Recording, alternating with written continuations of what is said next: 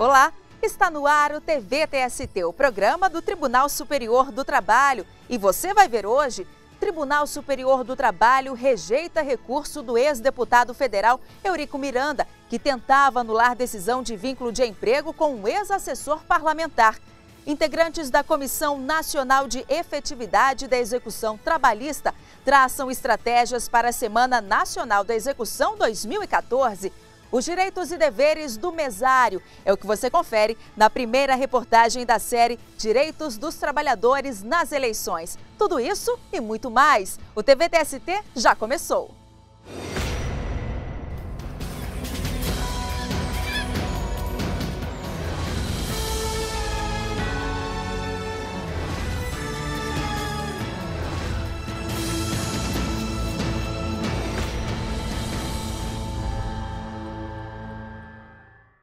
O Tribunal Superior do Trabalho rejeitou o recurso do ex-deputado federal e ex-presidente do Clube de Futebol Vasco da Gama, Eurico Miranda. Ele tentava anular decisão que apontou vínculo de emprego com o ex-assessor. Veja como foi o julgamento do caso na seção 1 de dissídios individuais do TST.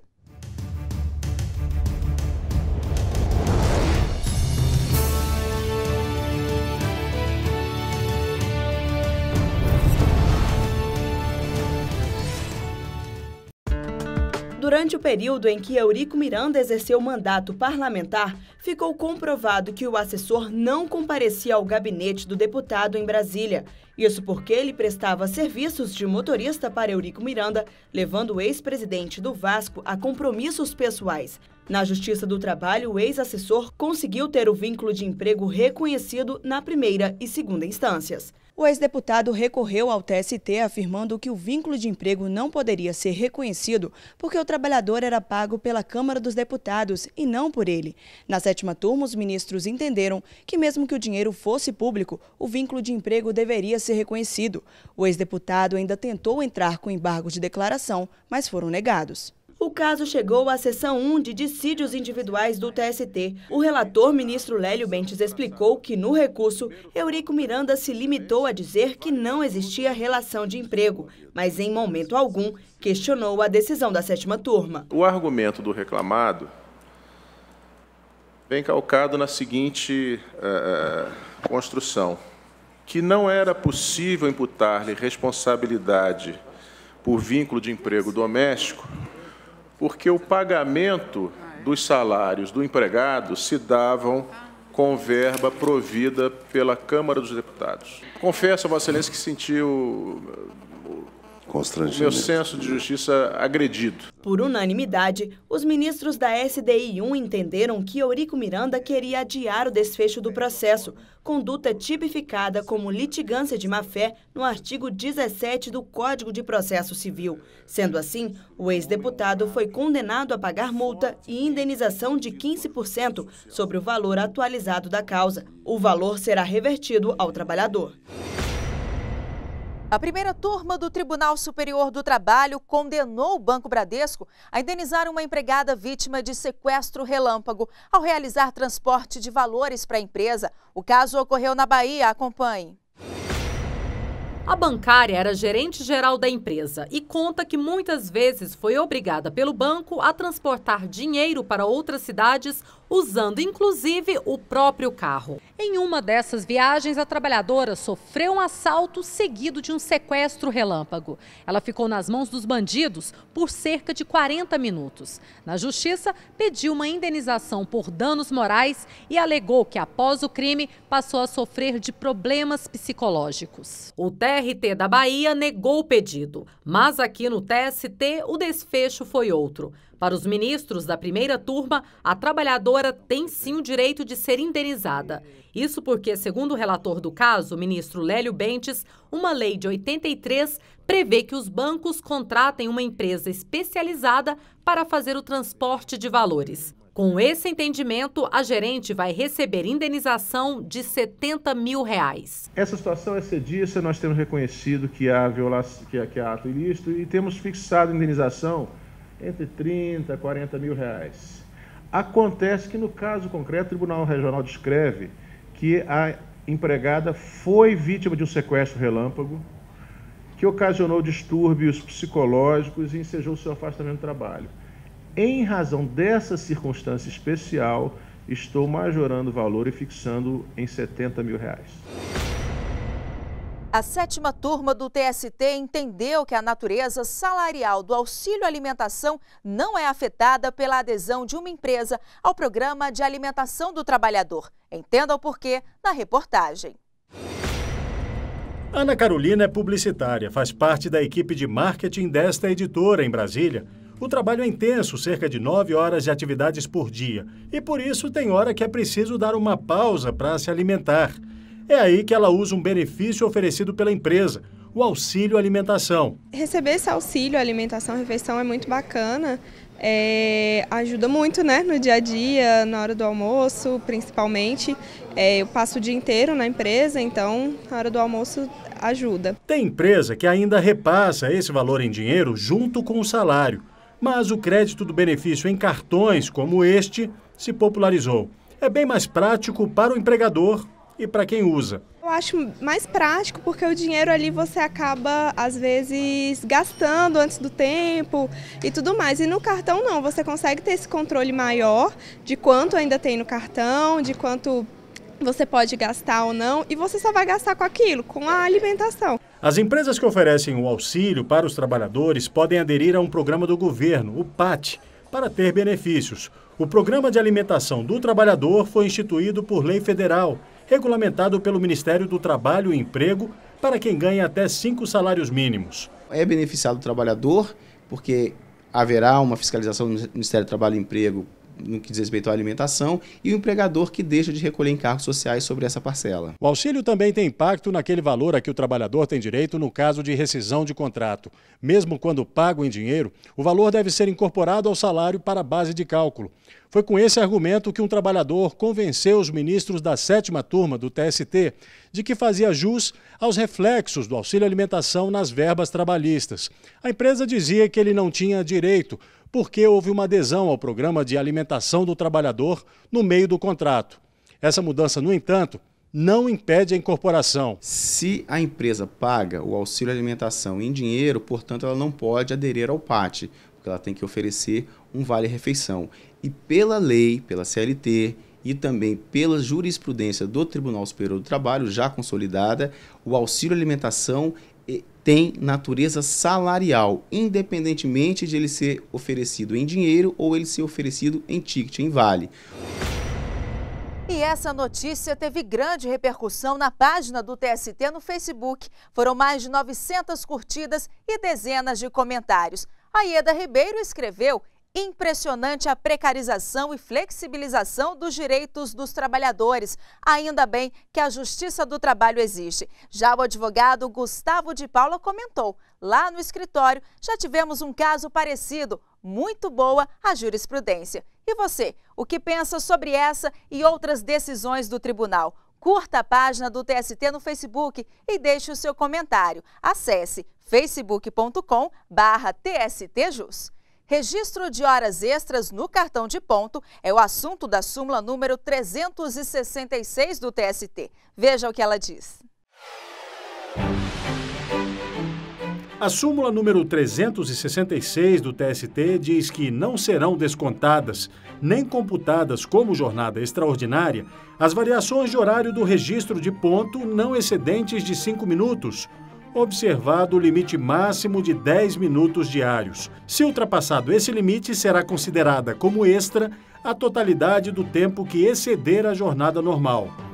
Esse entendimento já é bem antigo, ele veio perto de 90, mais ou menos em 92, o Tribunal Superior do Trabalho começou a sedimentar e depois, em 2001, alteraram o artigo 58 da CLT e deixaram expresso de que, então, 5 minutos não ia fazer diferença, nem para desconto nem para cômputo de hora extra, e que isso também não poderia passar os 10 minutos. Foi só uma consolidação do entendimento que o Tribunal Superior do Trabalho já estava sedimentado.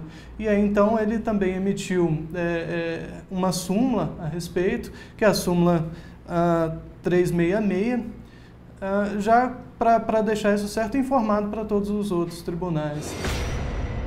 No próximo bloco, integrantes da Comissão Nacional de Efetividade da Execução Trabalhista definem estratégias para a Semana Nacional da Execução 2014. A gente volta já.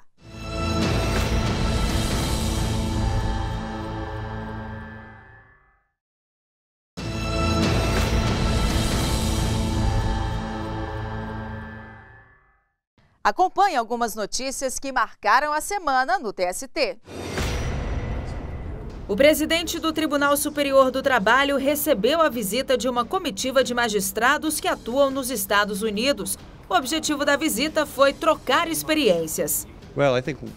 Para o secretário-geral da Suprema Corte Americana, Brasil e Estados Unidos podem se ajudar no momento em que compartilham experiências e o modo como julgam os casos que chegam à justiça.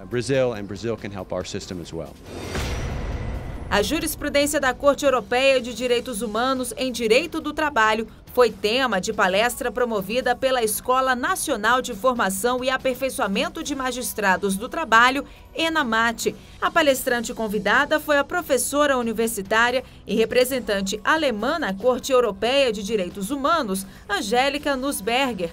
Ela abordou os principais casos julgados pela Corte Internacional e falou sobre questões relativas ao direito de pensão, liberdade de expressão, lealdade ao empregador e liberdade do trabalhador de associar-se em assembleias. Integrantes do Comitê Gestor Nacional do Processo Judicial Eletrônico da Justiça do Trabalho se reuniram mais uma vez para discutir estratégias para manter a segurança do processo judicial eletrônico. Participaram da reunião representantes do TST, Ministério Público do Trabalho e OAB. Indicada para representar a ordem no Comitê Gestor Nacional, a advogada Roseline Rabelo lembrou que a participação de outros órgãos ligados ao meio jurídico no comitê ajuda a fortalecer o próprio PJE. A intenção da presença de um membro da ordem é dar mesmo voz à advocacia, é trazer os anseios dos advogados, trazer as dificuldades que os advogados ainda têm na utilização do sistema e na implantação do sistema como um todo, que hoje já é uma realidade na Justiça do Trabalho, mas de trazer propostas que possam melhorar a vida do advogado. Impactos, resistências e lutas da terceirização no Brasil. Esse foi o tema do seminário organizado pelo Fórum Nacional Permanente em Defesa dos Direitos dos Trabalhadores Ameaçados pela Terceirização. Ministros do TST e procuradores do Ministério Público do Trabalho participaram dos debates. O seminário reuniu cerca de 350 pessoas que lotaram o auditório do Ministério Público do Distrito Federal.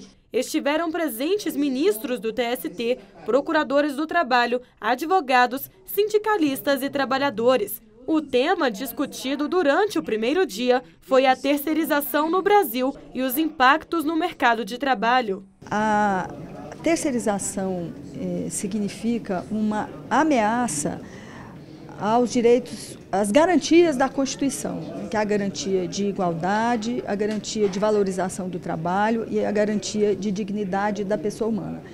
Isso em razão da forma com que é feita a terceirização. A terceirização, em muitos casos, infelizmente nada raros, tem se mostrado como sinônimo de precarização. E atualmente nós temos proposições legislativas em trâmite no Congresso Nacional, tanto na Câmara dos Deputados quanto no Senado, que avançam ainda mais buscando legitimar uma terceirização sem limites. De acordo com especialistas, a contratação de mão de obra terceirizada é adotada em vários países como estratégia de gestão. Deixar de contratar trabalhadores de forma direta quase sempre traz economia para as empresas, mas também pode causar prejuízo aos trabalhadores, como corte de benefícios, desigualdades salariais e o não cumprimento de direitos trabalhistas. O trabalhador terceirizado que sofre com as dificuldades da prestação de serviços no espaço da terceirização, esse trabalhador sente, ele tem um sentimento de estranhamento em relação aos pares que têm, ou seja, aos trabalhadores diretos que têm um vínculo de emprego formal protegido. O número de acidentes com empregados terceirizados é bastante elevado. Segundo estudo realizado em 2012 pelo Sindicato das Empresas de Prestação de Serviços a Terceiros de São Paulo, o setor emprega 10,5 milhões de pessoas. Esse número representa 31% dos 33,9 milhões de trabalhadores com carteira, de acordo com o IBGE. Esse é um problema sério que suscita problemas de isonomia.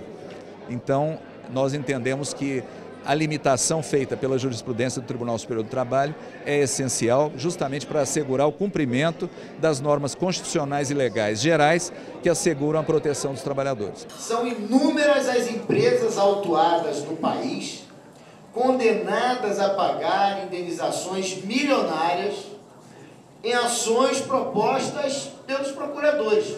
O resultado prático do seminário será a elaboração de um documento com propostas para regulamentar a terceirização no país. Os integrantes da Comissão Nacional de Efetividade da Execução Trabalhista se reuniram no TST e traçaram estratégias para a Semana Nacional da Execução Trabalhista, que este ano acontece entre os dias 22 e 26 de setembro. A iniciativa envolve tribunais e varas do trabalho com o objetivo de solucionar o maior número possível de processos com dívidas trabalhistas pendentes. Confira. Um verdadeiro mutirão para encerrar processos em fase de execução. De 22 a 26 de setembro, os juízes do trabalho de todo o país estarão dedicados a solucionar casos em que os empregadores ainda não pagaram o que devem aos trabalhadores. A execução trabalhista é a fase final do processo, quando já terminou a sentença, já houve a declaração do magistrado a respeito dos direitos do trabalhador e espera-se que o empregador, a empresa, cumpra voluntariamente, recolha o valor devido e pague o trabalhador, através de acordo ou simplesmente através de depósito. Todavia, não é o que acontece. Na maioria dos casos, há necessidade de que seja forçado, de que ele seja instado a cumprir a determinação. A isso a gente dá o nome de execução. Uma das principais medidas para encerrar os processos será a conciliação. Negociando valores, negociando prazo, negociando condições, garantias e medidas judiciais que os juízes adotem no sentido de estimular as partes a fazer a conciliação. Em 2013, durante a Semana da Execução, foram realizadas cerca de 23 mil audiências e mais de 10 mil acordos. Além disso, a arrecadação dos 937 leilões de bens penhorados resultou em 138 milhões de reais repassados aos trabalhadores. O encontro dos gestores de execução também serviu para a troca de experiências e a apresentação de boas práticas. Além de apresentarmos as novidades e ouvirmos as novidades trazidas pelos tribunais regionais, com isso a gente cria um vínculo, pessoal e não apenas por e-mail ou por telefone. A grande importância é que nós podemos conciliar todos os esforços, a gente consegue concatenar todos os esforços para a melhoria da execução, seja no âmbito nacional, seja no âmbito dos regionais. Estamos dividindo isso com outros colegas de outras regiões e também temos um alto índice de acordos. Temos, esse ano, inclusive, o presidente do TRT da 19ª região de Alagoas recebeu um prêmio por termos conseguido o primeiro lugar de acordos no país, com o TRT que mais fez acordos. Por isso que também, por causa dessas medidas constritivas que não deixam as partes com a sensação de que elas podem permanecer impunes. E veja agora o vídeo com a chamada para a Semana Nacional da Execução Trabalhista 2014. Vem aí mais um mutirão da Justiça do Trabalho para encerrar processos em fase de execução, quando as verbas definidas pelo juiz devem ser pagas pelo devedor. Uma pequena dívida pode virar um grande transtorno. Negocie, concilie, encerre pendências judiciais. Semana Nacional da Execução Trabalhista, de 22 a 26 de setembro. Leilão Nacional de Bens Penhorados, em 24 de setembro. Tribunal Superior do Trabalho e Conselho Superior da Justiça do Trabalho. E no próximo bloco, a primeira reportagem da série Direitos dos Trabalhadores nas Eleições, Quais as vantagens de ser mesário? Nós voltamos em instantes. Até já!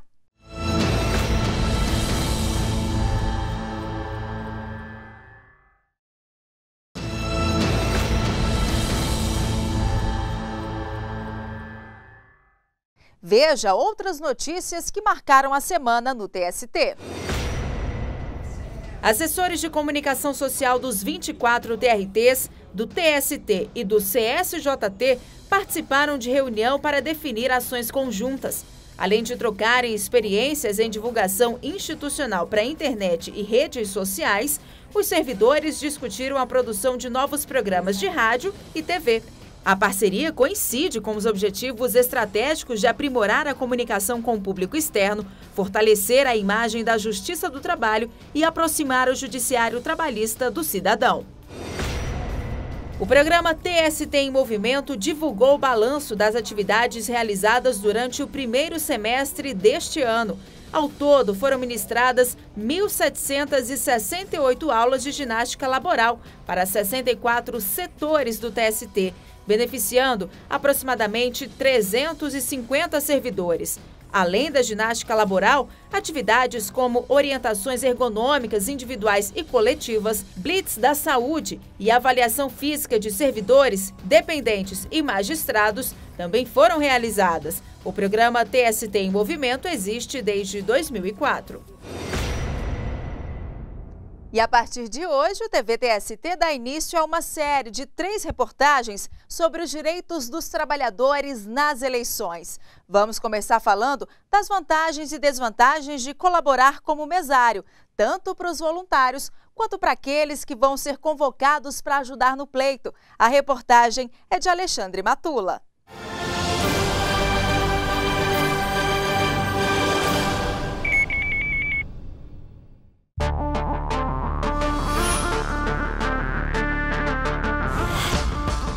Não é todo mundo que fica de folga no dia das eleições. Cristiano trabalha. Começou meio por acaso, levado pela mãe. É mesário desde 1986. O juiz da vara falou assim, vocês não conhecer gente para ser escrutinador na eleição de 86. Para trabalhar na eleição de 1986. Daí disso, minha mãe, não, tem meus filhos lá, eu tenho 2 filhos e tal. E aí perguntou se eu queria, eu falei, como é que é? Não, é contar voto. Então vamos, estou fazendo nada mesmo, garotão, adolescente, né?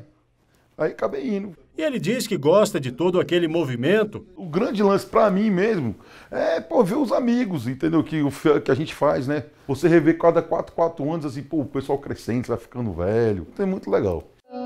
Voluntário ou convocado, o mesário é essencial para a realização do pleito. Ele desempenha funções distintas na sessão eleitoral.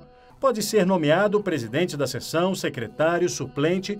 As nomeações são feitas pelo juiz eleitoral 60 dias antes das eleições. Mas o trabalho é para maiores de 18 anos. Não pode ser feito por marido, esposa e parente de candidatos, delegados, fiscais e integrantes de partidos que exerçam função executiva, agentes policiais, autoridades, funcionários do Poder Executivo em cargos comissionados também não podem desempenhar essa atividade.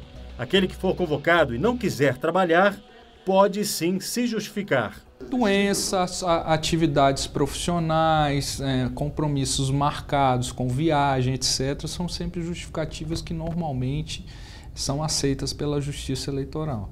De 7h30 da manhã às 5 da tarde. É o período de trabalho no dia das eleições. Além da alimentação, um benefício conhecido por quem trabalha é a folga de 2 dias no serviço para cada um trabalhado nas eleições. Para cada dia trabalhado, ele tem 2 dias de folga. Então, se a eleição tiver apenas um primeiro turno, ele terá o dia de treinamento e dia da eleição, 2 dias trabalhados, 4 dias de folga. Se houver segundo turno, 3 dias trabalhados, 6 dias de folga. E o empregador é obrigado a dar essa folga. Ele tem que possibilitar essa folga para o eleitor sob pena do cometimento de um crime eleitoral, que é o crime de desobediência. Um crime previsto no artigo 347 do Código Eleitoral. A consolidação das leis do trabalho prevê ainda os 2 dias de descanso ao trabalhador que for convocado para ajudar na apuração das eleições. E mesmo que o empregado trabalhe nas eleições durante as férias, terá direito à folga na volta ao trabalho. O que se recomenda é que esses dias de folga sejam dados tão logo a pessoa retorne ao trabalho. Mas não há nada que impeça de uma combinação com o empregador para que essa folga seja gozada em período posterior. Há inclusive acordos e convenções coletivas que estabelecem mais folgas para esses dias e a possibilidade dessa combinação. Uma outra vantagem de trabalhar em eleições, poucos conhecem, diz respeito a concurso público. Num concurso público, se houver um empate, pelo fato de você ter exercido este munus público, você terá aí um ponto a mais, um critério de desempate a seu favor. O TV TST termina aqui, mas você pode continuar acompanhando as notícias do Tribunal Superior do Trabalho pelas redes sociais e pelo site tst.jus.br. Obrigada pela companhia e até a próxima semana.